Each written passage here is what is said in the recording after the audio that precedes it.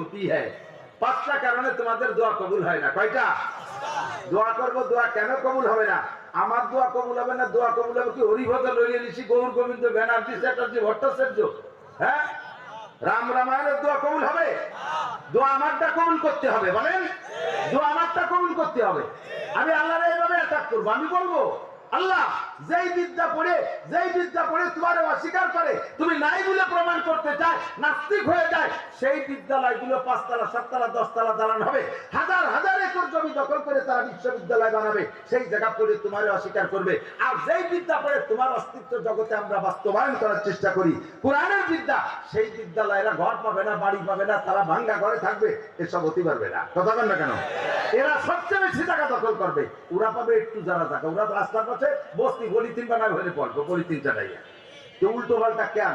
আমাকে দোয়াগুলো যাই কোন জায়গা, আল্লাহ কবুল করো না কেন? আল্লাহ পাক